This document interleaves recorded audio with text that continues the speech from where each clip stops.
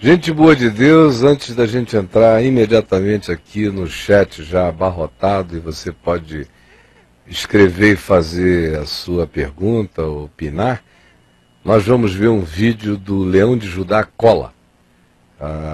Depois eu comento a respeito. Por enquanto, assista essa preciosidade da demência religiosa. Meu Deus. Olha só como é patético. Eu quase não navego na internet, no ambiente religioso evangélico da internet, porque me deprime. Porque 95% do que eu vejo é anti-evangelho. É isso que eu aqui anunciei hoje, que Paulo prega, que está no evangelho, e que é proposto para as pessoas como obediência à vontade de Deus, com base em argumentos malucos, como o de um cara desse. Coca-Cola é óbvio que não é a melhor coisa para a gente ficar bebendo, mas não é por causa da saúde, não é porque a água é melhor, não é porque suquinho de fruta é melhor, não é porque ela é totalmente artificial e a longo prazo ela gera alguns prejuízos. Não é por várias razões de natureza médica. Mas é só por isso, como também tem um monte de coisas que eu como todo dia, se eu comesse. Hoje em dia se sabe que se você se tornar um carnívoro e comer carne todo dia, sua propensão a desenvolver câncer é muito maior. Mas a carne não é maligna, eu tenho que ver o que me convém, o que me edifica. Quais são os equilíbrios, os balanceamentos que eu devo fazer na vida. Uma cervejinha não tem nada demais. Agora, se eu todo dia entorno latas e latas de cerveja, eu vou ficar um alcoólatra, minha vida vai se prejudicar. Uma dose de uísque não faz mal a ninguém, 2, 3. Agora, comece a fazer disso garrafadas diárias que você vai ver onde a sua vida vai parar. E assim por diante, tudo mais na vida, o nosso chamado é a moderação. Todo excesso faz mal à alma, como diz o meu texto que roda de vez em quando aí na VMVTV, está lá no site. Mas a loucura que Paulo denunciava entre nós é o elemento prevalente. As pessoas vivem pastoreadas pela loucura, pelo excesso, pela insanidade, pelo medo, não importando se é via legalismo, se é por causa de usos e costumes que se tornaram sacrossantos, se é pelo medo do contágio que certas coisas causam, segundo lhes é dito, ou se é por imposição neurótica familiar, seja lá o que for, mas as pessoas vão adotando para si posturas de proibitivas. É quase como se Deus tivesse dito: de nenhuma da árvore do jardim vocês podem comer, exceto da árvore do conhecimento do bem e do mal. Porque inverteu o negócio desse modo. De modo que vida de crente é um inferno. E o cara fica aí nessa agonia. Aí ele ouve um ritmo que ele gosta, um Emerson Nogueira que tocou aí, tão gostoso. A gente, meu Deus, por que o Caio não estava tocando a Cassiane? Ou alguma outra coisa assim. Aí ele suporta o papo de graça, mas naquela hora ele diz que o Senhor tenha misericórdia e não deixe que essa música contamine a mente dos outros que vão ouvir o Evangelho, porque ele acabou de pregar o Evangelho, mas essa música aí, ai meu Deus. E ele gosta do ritmo, gosta de tudo, mas porque o cara não está começando dizendo aleluia, amém ou não amém?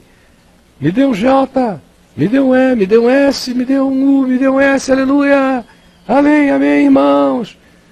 Não serve. Ou, como outro dia eu vi aí, me mandaram um link, alguém querendo que eu fizesse um programa sobre aquilo, eu falei, vou perder meu tempo com isso. De um pastor que está aí alucinado na internet, um desvairado, dizendo para o pessoal que se eles não, olha, caiu, previu aqui fora de novo, se eles não pronunciarem corretamente o nome de Jesus, está todo mundo no inferno. Tem que ter as letras certas, a pronúncia certa, tem que ser tudo bonitinho, de acordo com o que ele entende que seja a fonética hebraica do nome de Jesus, porque senão Jesus não ouve, Jesus não atende, e você está invocando um espírito mau, ao invés disso. Aí, um monte de gente, chegou um que me mandou uma carta dizendo, pelo amor de Deus, responda, tire-nos essa dúvida, porque isso está fazendo um mal enorme ao coração de milhares de cristãos que estão na dúvida. Aí eu digo, não é possível, me tira o tubo. Me tira o tubo porque não dá. Os caras ouvem a palavra, ou têm a Bíblia, mas a palavra não entra neles, eles não entendem. O coração está obscurecido, tem um véu na cara, não percebem que o Evangelho é boa nova de liberdade, não é de libertinagem. É de liberdade para ser, para usufruir, para viver, para julgar por você mesmo o que convém, o que não convém, o que edifica, o que não edifica, para ter esses critérios sobre os quais a gente falou anteriormente, onde eu sou um dos critérios e o outro é o meu próximo. Mas o que passar disso, meu amigo, vem do maligno e não tem nenhum valor contra a sensualidade. Você vai ver a vida de um maluco desse aí do Leão de Judá cola, sabe Deus o que está colando na vida dele, na família dele, na maluquice dele, nos negócios dele, nas falcatruas dele, sei lá. Mas fica com esse argumento aí para os idiotados ficarem cada vez mais neuróticos, né?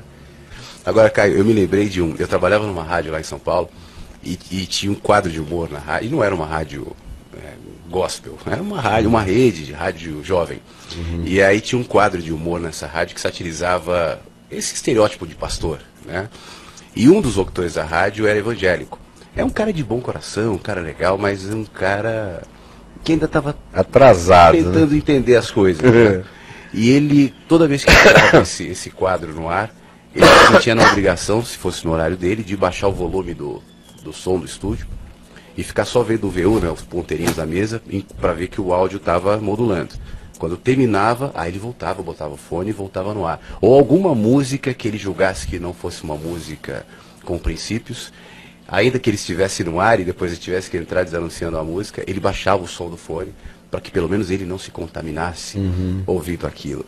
Eu tinha pena, achava engraçado, eu não falava nada, não entrava em discussão com ele, mas como isso está na cabeça das pessoas, né? Por uma série de razões, eu acho que a principal, ou uma das principais, é porque a gente morre de medo de liberdade. A gente fala de liberdade, a palavra liberdade está em música, canta liberdade, põe na camiseta, mas ninguém quer ser livre. A gente precisa dos muros, das muletas, e esse tipo de regras, esse tipo de judacola, enfim, são elementos que vão te escravizando, fingindo que você está livre. Eu estou me libertando da Coca-Cola, porque agora tomarei judacola, com o direito a roto do mundo. Mas você não é livre. E Jesus falava que você vai conhecer a verdade e a verdade vai te libertar. Só que ninguém quer saber da verdade, muito menos de liberdade, e é por isso que a gente tem tanta dificuldade em encarar a graça de Deus e a chama de libertinagem, porque graça e liberdade se conjuga, caminha junto. Você não consegue andar na graça sem ser livre. E a verdadeira liberdade é cheia de graça.